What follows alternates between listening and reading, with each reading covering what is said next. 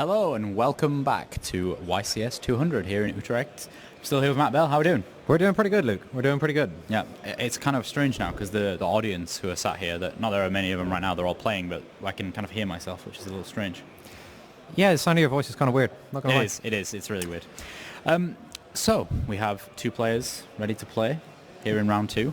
We have Gabriele Sgotti. I don't know him quite well, but I know his name quite well. He's been in the feature match before, I'm sure, and he's also done pretty well in tournaments previously. So what are we looking at for this player? Give us some background history. Yeah, so he, last season, so all the stats that we talk about on the live stream are going to be either last season or just this tournament. So for last season, he had a 61% win rate, that's pretty strong. That's pretty strong. Over how many tournaments are we looking at for that? 10 tournaments. That's a pretty good number. Yeah, exactly. Generally, we say the more tournaments that you play in, the more accurate that the win rate gets. So it's... you are more likely to have a lower win rate the more tournaments you play. Yeah, like if you win that one tournament 100%, say I'm going to stick on this. Yeah, it's not a very accurate representation of what your skill might be. Yeah, exactly. And then we also have... I'm going to butcher his name. I already know. We'll do a drum roll. Yuri, Toby? Yuri. Yuri, yeah. I think it's Yuri. He has exactly 50% win rate over the course of 6 tournaments. Okay, well, the system is trying to pair you 50-50 in every situation. It keeps trying to line you up with players that are on equal standing as you because the whole system wants to keep you down. Yeah. Kind of like life, really. Yeah, exactly. Yeah. So a little bit of what we're going to be doing over the weekend, in addition to talking about player stats, is Luke's cooked up some spicy stuff. So we can actually look at the deck win rates across the whole tournament. So, for example, if you want to know how many times Altergeist came up against Goki and what the win rates are, we'll be able to share that information with you over the whole tournament.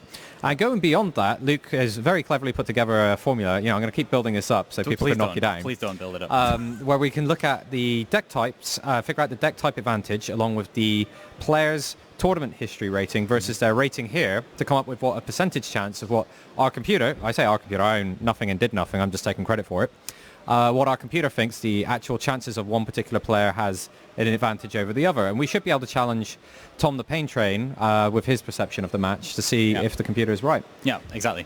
And as we get closer and closer to having all that data inputted by our kind judges backstage, I'm getting pretty excited. I can't wait to see what the matchups have been. Yeah, it'd be really good. And then as you saw from the WCQ, you'll be able to end some of those arguments with your friends where it's like, oh, my matchup's about 70%. You can actually go, well, actually, no. Over thousands of games that were actually played at a real tournament and not your kitchen table, Dave, your win rate is 52%.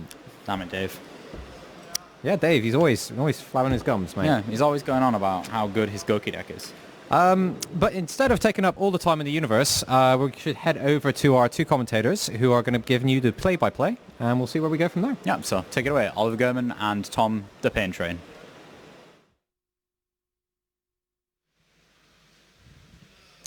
Welcome, guys, to round 2 of YCS Utrecht. Just to correct these guys, and this is going to be my job for the rest of the weekend, Jurre de Mare is the name, Jurre de Mare, against Gabriele Sgotti. So Jurre is from the Netherlands, Gabriele is from Italy. We got 2 guys from different corners of the world. We got 2 different decks. We got World Chalice for Jurre, and we got Goki for Gabriele. What do you make of the matchup? I think, so the standard... at the WCQ, everyone was expecting a lot of Goki heavy combo decks, and people were very scared of them, so there were a lot of hand traps. Right. And now it's like, everyone's like, actually, you know what? I don't know, I'm expecting a lot of Sky Striker, I don't want any hand traps. Mm-hmm. So I think because there's way less hand traps, the decks do very similar things. We're expecting crazy combos, huge board at the end of turn 1, and possibly a Gumblar involved and discarding most of your opponent's hand. So it looks very much like, at least for game 1, before there's no hand traps, you're expecting the person who goes first and gets their combo in first is going to be This is one of the things that actually the software cannot look up yet. Yeah. So when they talk about win rates and everything, they're completely leaving out the element The of dice going roll, first yeah. or second. Yeah. The dice roll is quite a funny one because if you want to go second, in fact you want to lose the dice roll because you expect your opponent to choose to go first, and then you don't want to give away the information that you've chosen to go second. Right. So it starts to become a very silly game. So we can see there's a lot of winning and losing psychology the dice roll. going into these matches as well, especially if the players are a tiny bit more on the experience side of it, things. Then it can all be like a mental game more than anything else, to be honest. Yeah, it's getting quite tricky now because there are loads of cards which are like really good going first or really good going second, and now I don't trust my opponent anymore to always go first after side decking. You know, Right. you used to say, look, you know, people just go first. They just put all these crazy trap cards in their deck, like Goes and Match, Solemn Right. Strike, Vanity Emptiness, whatever. But now it's like, maybe I'll go second, and you're going to side in all your hand traps, and you're evenly matched, and they won't do anything, and then you'll just have all these rubbish cards. And All right. So now that we learned that Tom is not the trusting kind, I don't trust anyone. Yeah. I think we can go to the feature match table for our round 2 feature match.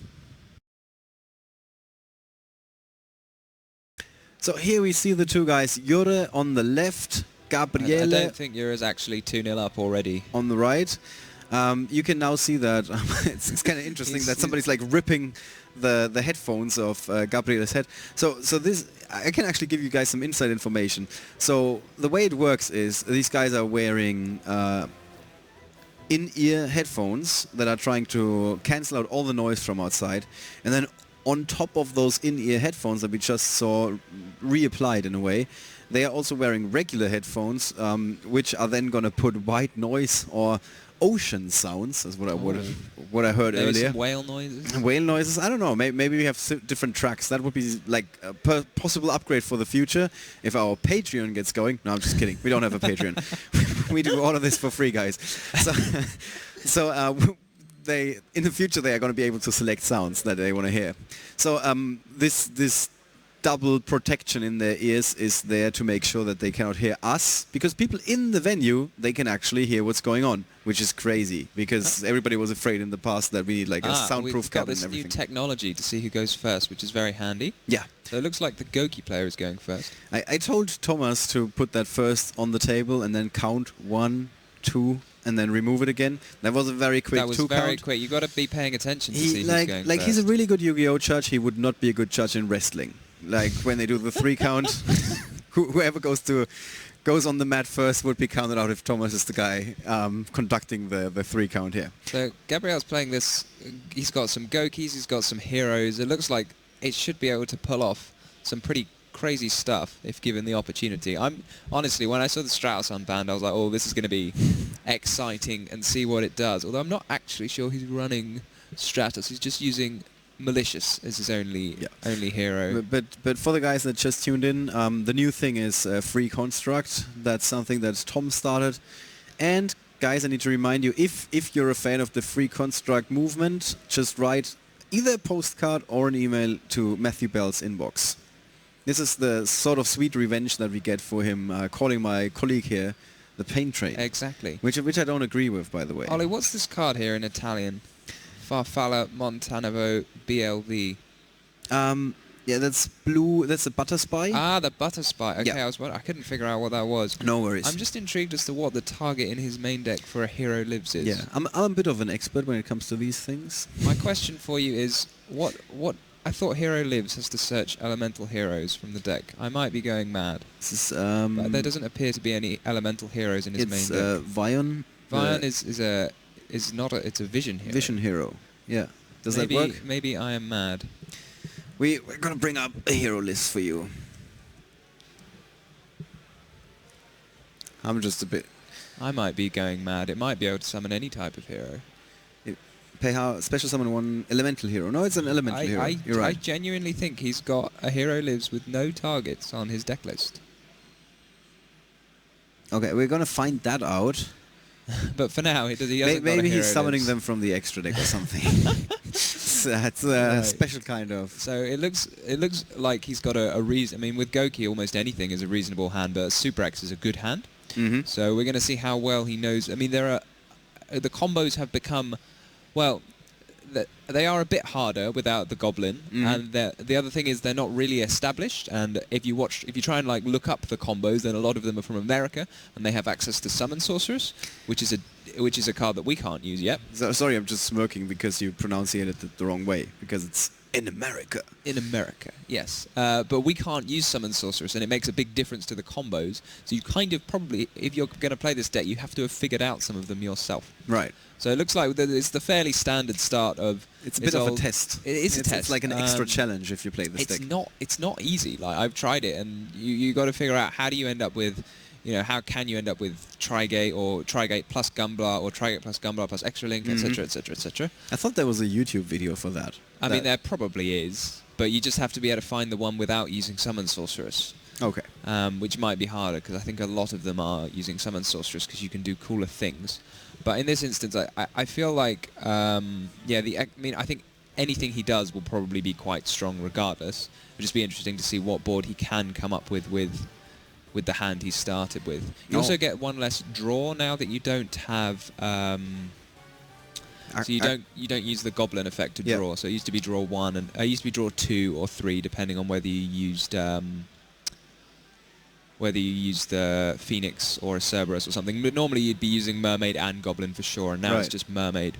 So it definitely made the deck weaker, and it makes the extra links weaker. Yeah, you would expect that the home crowd advantage here is going for Jurre, of course, Jurre de Mare. We don't really have the country breakdown yet. We're still working on that. However, we do have a more complete picture. Can the Netherlands beat the Germans in their own country of having more players? What do you think? No, they can't. You don't think so? No, the last couple of events, it was always Germany against Italy, or almost always Germany against Italy, at least in the top 8 or something. And every once in a while you got a UK player or a French player sneaking in there. Although actually, I think I'm wrong. I think the UK had a couple of strong showings the last few events. Oh, well, someone happened to win Euros. Yeah. I quite like Rematch, the text of Rematch. It doesn't actually say bring back 2 Goki monsters. It says upgrade your Isolde into a Firewall Dragon. Because that's all it ever does. I mean, it might do something else at some point, but as far as I'm concerned, it takes Isolde. So you're basically saying they should just shorten the text? They should shorten the text to send 1 copy of Isolde, 2 Tales of the Noble Knights from your field to the graveyard, and link summon a Firewall Dragon. That would be very one-sided effect. It would be less creative than you can do things. That's true. It's like do this one thing. I mean, you do get the extra search, and I suppose you do actually have to have the Goki monster in your graveyard to begin with. Yeah. So now we're going to see the sort of... this is the place where the Firewall is vulnerable in the combo, because you must use, if you want to use the effect of Firewall to summon, you have to use it Chainlink 2, because Mermaid is going to summon an Ibli, and Ibli prevents you from summoning non-link monsters. But us having the perfect information here, we see that Jurre doesn't really have any sort of interruption. Yeah, here. so this is going to be we're going to see him go off as much as he likes. Right.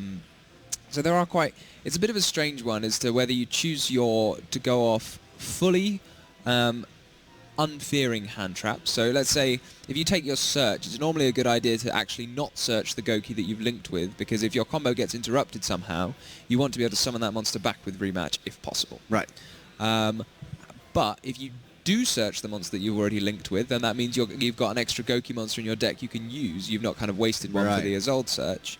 So then you'd have 1 extra monster to do your combos with. So it's a bit of a question, can you read your opponent? Yeah, I mean, it's sort of reading, it's sort of like how good is my hand. So in this case, I think if you've got the Call by the Grave, maybe you just say, okay, I'm kind of safe. I'll just go my full combo, and he's got the World Legacy Succession as well. I mean, he's probably just saying, I'm just going to do my full combo, because even if you stop me, I'm just going to carry on. This is one of those situations where it's like almost as good as it gets. Oh yeah. This is like testing against Goldfish. Yeah. Who doesn't interrupt very often. Yeah.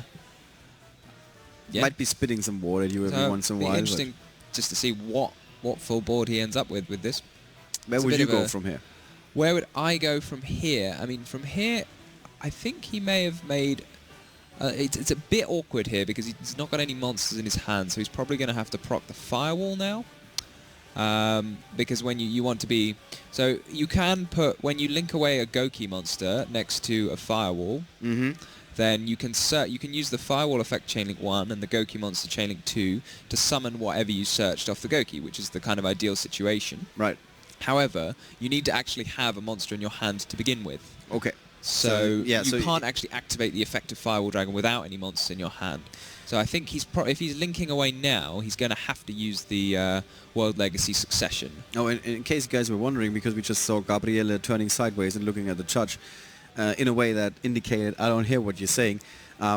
Those in-ear headphones that these two guys are wearing, they are actually connected to some sound system where the judge can then speak into. So when Thomas, our table judge, is saying something, they can, or they should, be able to hear that. So somebody put a lot of thought into this. So let's just put it that way.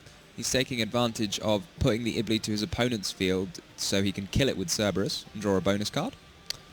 I think, yeah, he's going to have to use the Succession to continue his combo here, as far as I can tell. So I'm pretty sure most of the time you don't need a Succession in order to do your full combo. So but it's nice to have. Yeah, I mean, it's nice to have. And what do you make of this when you're sitting in, or when you're putting yourself in Jurre's position? You're just watching your opponent go off here. What's your mental state? My mental state is I'm probably just going to sort of resign myself. He's going to have a very good board. I'm just going to see what it is. You're going to listen to these lovely ocean sounds. Yeah, listen to, maybe have a nap. But no.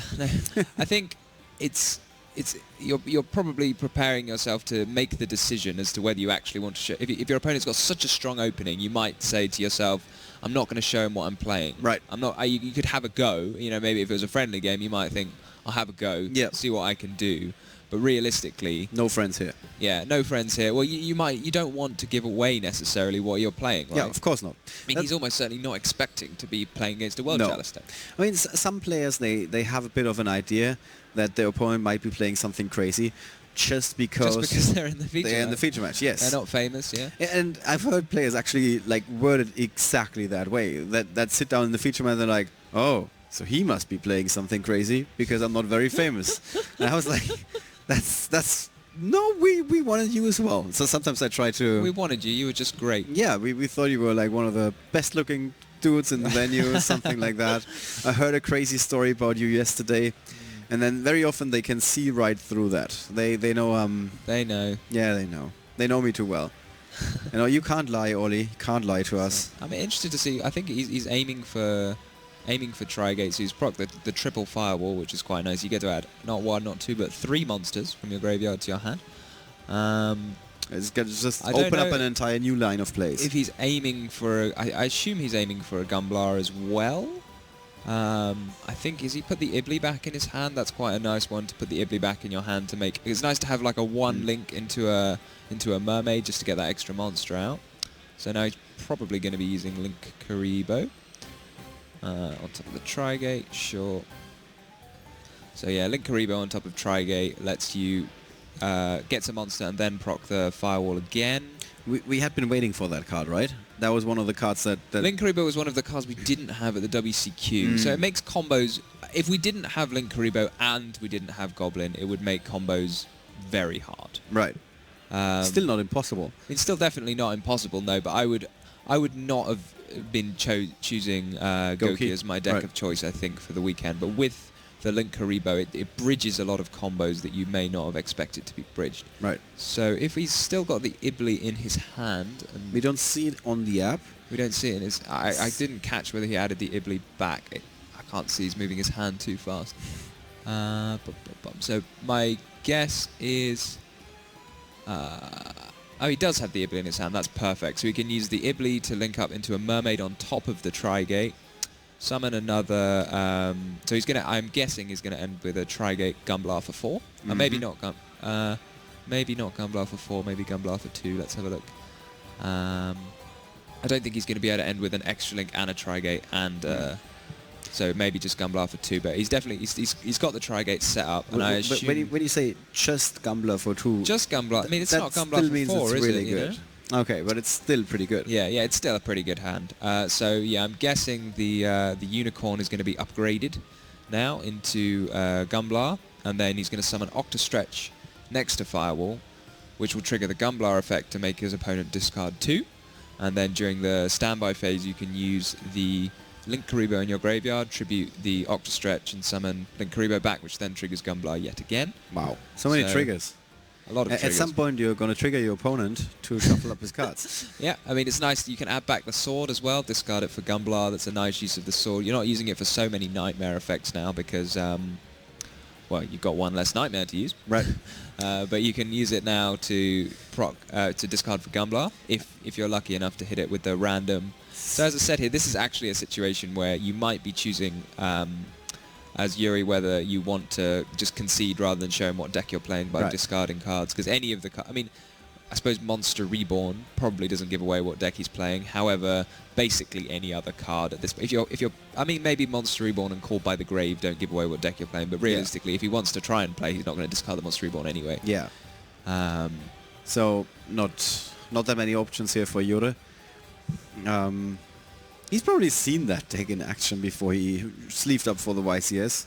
Yeah, he was about to summon Cobra, which wouldn't have been ideal, because you can't tribute Cobra for Link Karibo. But yeah, this is a pretty solid board. I mean, if you want to add one extra thing to it, then you'd put something on top of the firewall as well. Just so you have a cherry on top of that cake that you just say baked. that Extra Link Trigate Gumblar for 4 is pretty nuts. And possibly, I mean, it's quite difficult to tell which side you want to do the combo on always. Quite honestly, it's very hard for me to get over the fact that somebody just unleashes an entire board and you're still talking about how you could improve Well, this. these are the things that you can do. And I think, so Yuri's just chosen I think Jurre was paying attention to what you said. He might have somehow picked up on that. He's like, okay, I cannot give this guy any more ways to talk around this. I don't think I can break this board. So now he's going to be able to go first in the second duel. He knows exactly what his opponent is playing. And his opponent doesn't. This is a bit awkward for the Goki deck because you don't know. So if you're playing, if you play Altergeist, for example, they're going to have trap cards. Yep. And you want something to answer their trap cards. And a card like Rivalry of the Warlords can seriously put a halt on what Goki's trying to do. Yeah. But then equally, if you're playing against Goki, then what you need is hand traps. And you don't want cherries against Altergeist. It's just quite awkward playing the Goki deck because you don't know. You don't know what your opponent's going to side. You don't know if they're going to make you go first or second, etc., etc. I mean, you'd probably assume that someone's going to want to go first against Goki post-side deck. Interestingly enough, something that I just saw, a bit of a pro tip, so to speak. When Jurre was picking up his cards, he was holding them a tiny bit sideways, in a way that could, maybe depending on what angle Gabriele was sitting in and everything, could allow him to see the top card of the deck. Oh, you definitely don't want to do that. It's just it's the tiniest little thing, of course. But I'm always a bit worried when I have my deck in my deck box. I want to take it out, not show anyone. Yeah, exactly. Well, I did have some sneaky play. I remember playing someone a very long time ago. They had that extra deck face up. With a Heraclius? They had a Naturia Beast on top, and they were playing Gravekeepers, which was not a deck that would use Naturia Beast. Or someone showed me an Evil Swarm card. They were like, this is my extra deck, and they lifted it up a little bit. Well, one guy was like, this is my extra deck, here is the top card. It's an Ophion. And I was like, aha. Yeah. And I was like, okay. I can see right through you. I get this. But then the guy in the next round, he showed me it a little bit, and I was like, well, if I hadn't seen it the round before, then I might have fallen for it. That's also funny if you just tell your opponent, hey man, that's a really good trick. It's a good trick. You did it much better than the last guy. Yeah, no. Or when you say, it was much more convincing the first round when I didn't see what you were playing. So it does look like Yuri has chosen to go first, and I'm not anywhere near as familiar with the combos of the World Chalice deck and how they function. Almost nobody is. I remember World Chalice being big point of conversation. Thomas, our table judge, actually, he loves them, right? He loves them. He said, I got the best deck list ever with World Chalice. It's going to win everything. And then we featured somebody who was one of his friends who was playing that exact same deck list, and he couldn't do anything, to be honest. It was one of the most one-sided feature matches we've ever seen. And then afterwards, I was asking Thomas about it, and he's like, no, it's just because he made some misplays. I was like, I was not convinced. But then again, we saw that very strong showing at the World Championship, where it ended up taking the cake, basically. At the World Champs? And not at the World, at the European Championship. World Chalice? Wasn't it World Chalice? I'm pretty sure it was Goki that won at this WCQ. Okay, now I'm confused. I'm going to look it up later. Unfortunately, was it last YCS? Yuri, he's opened with it won YCS Bochum. Okay, that's what I'm thinking of. Yeah, Yuri has opened a reasonably weak hand of. He's opened 2 Called by the Grave, so they're good cards, but they're both cards that you can't combo with. Yeah. which is not Oof. ideal. And now they're both being hit by the twin. So it's quite a nice play to activate Reinforcement of the Army and then chain twin. Mm-hmm. So what you're doing there is you might expect one of the cards face down to be a shared ride Yeah. or an Imperial Order. So if you activate Reinforcement, if you activate the twin straight up, then they can't... well, if they chain Imperial Order, you can just chain the twin. If they chain the shared ride, you don't twin, but you don't want to have activated Twin Twister and then hit the shared ride, because they just chain it and then you're losing out. Yeah. So what you do is you activate the rotor and then you see if they respond, and then if they don't, then you chain the twin, because that way as well, if you you can't get burned by a Mind Crush as well. Right. So that's one of the optimal orders of play, unless your opponent's super next level and holds the Imperial Order. But Super next that would be level. pretty next level. But yeah, it's looking a bit weak for Yuri here, because he's got no more defense other than those called by the grave, Which have just been taken out. which have just been taken out. Yeah. Ugh. So this might be one of those very sad times where you play a game and your opponent doesn't actually learn what you're playing game 2 either. Oof, that's really rough Because he's going to... for the Dutch player It here. looks like he's going to have a sort of full Goki combo again, Whoa. which feels very sad when you're going first and they get to do it to you anyway. Yeah, and Euro's face is also telling a bit of that exact story, where he's like, nah, this is not how I imagined things to go. Whereas Well, it's Gabriele, just not how you hoped. I mean, honestly, I don't know. I look at those 3 cards in his hand, and I don't know for sure what combos you can and can't do with those. I mean, I am guessing he's played the deck more than me and knows that it's not going to go anywhere. I mean, all I can see is that you normal summon Chosen, make an Imduk, and then you get an extra normal summon. I'm not really sure. I don't know where that goes. Yeah. I mean, I know with World Chalice you want to open Venus, for sure, or transmodify to yeah. get to Venus, because that just gets 4 monsters by itself, and it's Right. pretty crazy. And there's also a nice combo with Genex Undine, where you normal summon Genex Undine, you send Crystron Rosenix and add Genex Controller.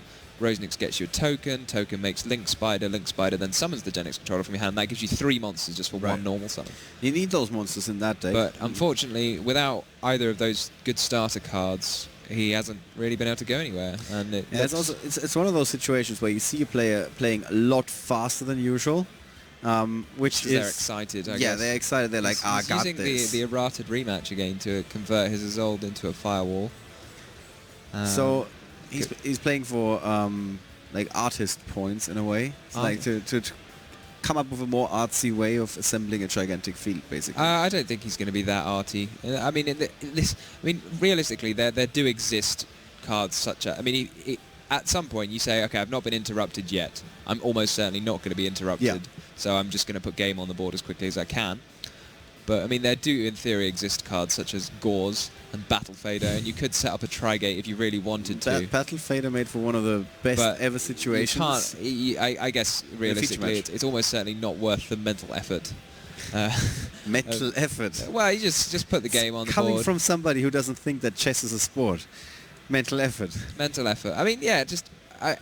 you can think what is the best play here, but in this situation, you know, he's got his Monster Reborn. You can reborn that fire. He's got, well, chosen by the World Chalice, which is kind of a Monster Reborn, which can reborn the Firewall Dragon. So realistically, he's got a lot of plays. He could probably discard his opponent's hand before attacking for game if he wanted to, right? But it's just, you know, in theory, that's kind of the perfect play. But in a tournament, you don't want to do anything which risks you making a silly error, and then you might as well just put game on the board as quickly as possible. And realistically, even if they stop you, you can then bother to set up a big board that they're not going to get through. But in this situation, you might as well just say, I'm just going to put game out. And So this is one of those situations when this is the only impression you got, or the first impression you got from the current metagame, you almost feel like Goki cannot be stopped. What ways do players have to stop that deck? Goki definitely can be stopped. It's just the thing about Goki is it's so consistent. You only need one Goki monster and one like warrior monster that you can special summon, of which there are tons. You can play Super Quantum Red Layer, Junk Forward, Phantom Knights, Trap, whatever it's called, Phantom Knights of Shade Brigadine, Instant Fusion. And then loads of Goki. So it's so consistent. It can definitely be stopped. So like Cherries just stops it in its tracks almost all the time. You just cherries the Isolde and say, all right, what are you going to do? Or just something that stops Firewall. Or just it's a very precise combo with searching the headbat. Using the headbat, you can stop it with Mind Crush. You can stop it with a lot of different things. But the Gokis are quite resilient. Yeah. So you have to be able to stop it and then kill them, because otherwise... You had the Forbidden Unlimited list of your choosing. What would you do about... Bother to put up the Tri-Gate and attack the game just in case there was a case, Karibo. yeah. So, well, flawless execution from Gabriele Sgotti, and that gives him the win. Let's talk about it some more in our post-match analysis.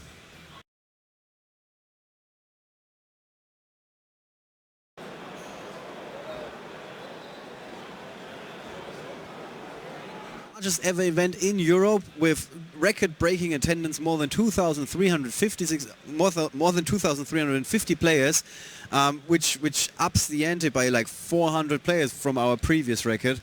With so many players in the tournament that we have table numbers that are also 4 digits, which is something we've never had before. No, I don't think I've seen that before. Which is also making it a little bit harder for us to choose pairings, because sometimes we don't even see the table number because there's only so much space reserved for the table number.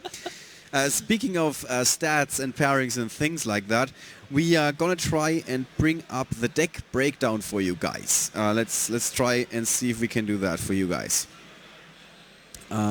This would be our first glance. Okay, no airplay. So I'm gonna try and fix that in just a second.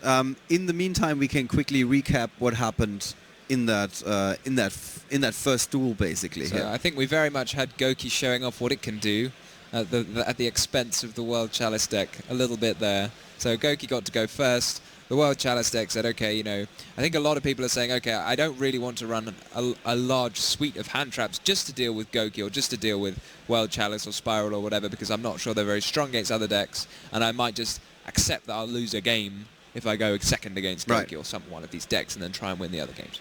And that was kind of what happened in game 1. Goki had the full combo, very strong combo, and you know, Jurre just chose not even to play it, not even to let his opponent end his turn and resolve all of his effects, right? Right. He was like, I'm not going to discard cards for Gunblar because then you're going to see what I'm playing.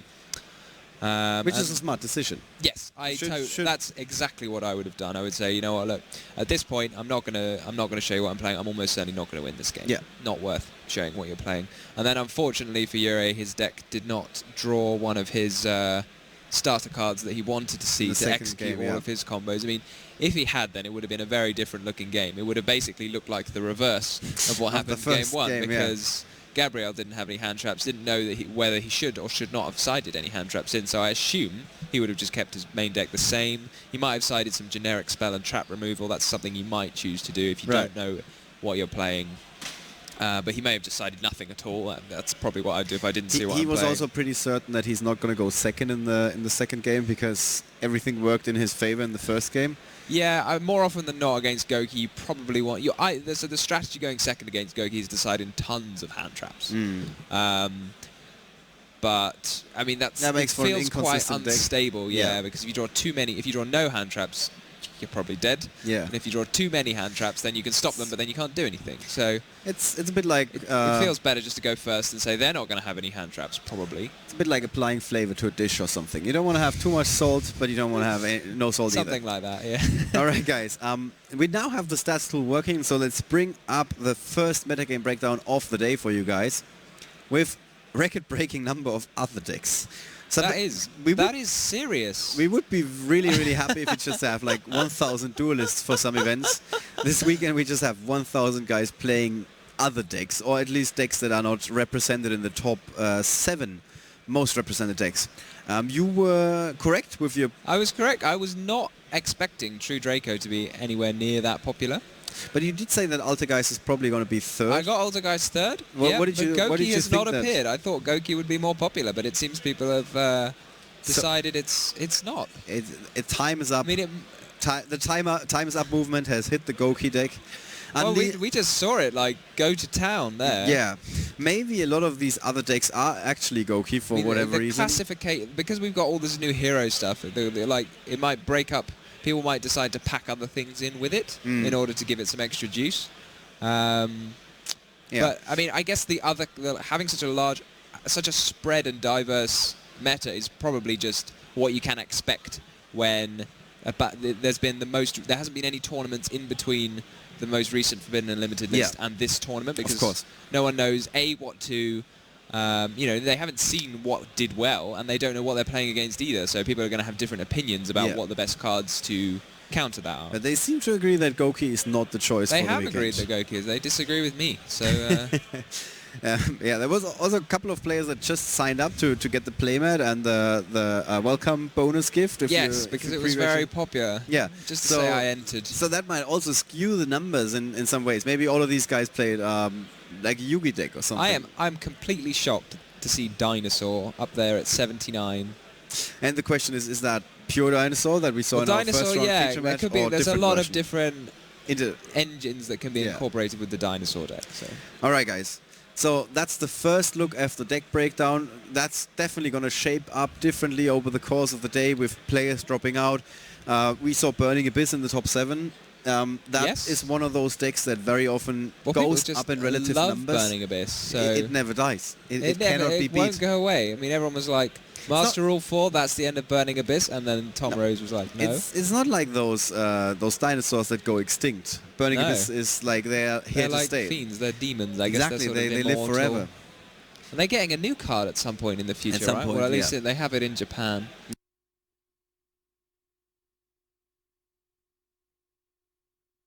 Talk to Matt Bell. That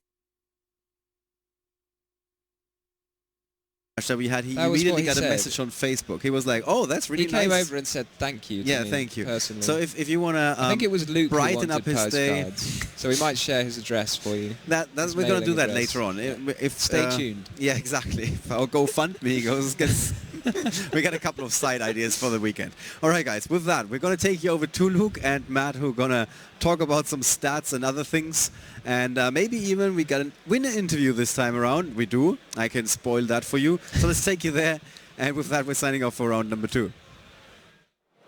Thanks, Ollie. Yeah, we definitely have a winner interview. Gabriele Sgotti here with us. Congratulations. Thank you. 2-0 going into round 3 of the largest European YCS event of all time. How are you feeling? I feel good. So I decided to play Goki. That is a great deck right now. I think that because I have a great matchup against Skypure with mid-breakers, I can OTK also if I go second, and if I go first I can make my combos. And people now don't play a lot of entraps to stop Goki because banned list touched the Invoker and the Goblin that are very good card for a Goki deck, but you can make combo. So do you think that people have kind of overreacted to the list? I think that Goki's not a thing. I don't need to worry about it now. I think that a lot of people could be surprised for that. So I'm really happy for this choice. Yeah, I mean it was surprising for me to watch. You were able to still do some pretty amazing stuff. I do have a question. By the end of that game, did you have any idea what your opponent was playing? Because it looked like you beat him 2 games without seeing a single... I didn't know my opponent deck, so I asked him when the match finished. So he played the World Chalice, but I didn't know. So, started at Yugi. Yeah, I said in Twin Twister that is not so great against the World Chalice, but I didn't know the deck, so I played Gamesel and Twin Twister because I didn't know the deck. So hey, it paid off. He just sets 2 Called by the Grave, pass. That seems strong. It was great. So when I saw that he set just 2 and I had Twin Twister, I'm really fine. So you just sort of sit back in your chair and go, excellent. Okay, let's do this. Yeah. It's always tough when you don't see your opponent's deck, especially how important side decking is in Yu-Gi-Oh. Yeah, yes. I wasn't really happy to didn't know the deck because I didn't know what side in and out, and I tried to side in the cards that are more confident against all the decks. Yeah, like generic kind of cards. Yeah, more generic cards. Yeah, nice. Well, so some stats about yourself. Do you know what your win percentage was over last season? Sorry. Do you know what your winning percentage was from last season? Yes. Oh, you know? Our last season through Utrecht. No. We have. So we are able to look at all of the WCQ events that you played in last season and come up with a win rate for you. Oh, the last season I made some YCS and yeah. And regionals as well. You Yeah. played about 10 events last season. Yeah, you played 10 Yeah. events last season. Yeah, Yes. we have the stat. You have Oh, 61%. Yeah, I was. That's yes. pretty good. I made top at the European to Utrecht last Yeah. year, and also at the my national. Yeah. And yeah, it was great because I liked the Zodiac deck, and the Zodiac metagame was really great. Zodiacs, In my yes. opinion, yes. And, Take you back. So yeah, I like this game, so Yeah. I'm really happy to play. Awesome. Well, once again, congratulations. Well played, my friend. And Yeah. thank you for coming on and spending your time with us this weekend. Yeah. Thank you. So we're going to be right back with the next feature match. Gabriele's going to go into the next round 2-0. Let's see if he can continue to win.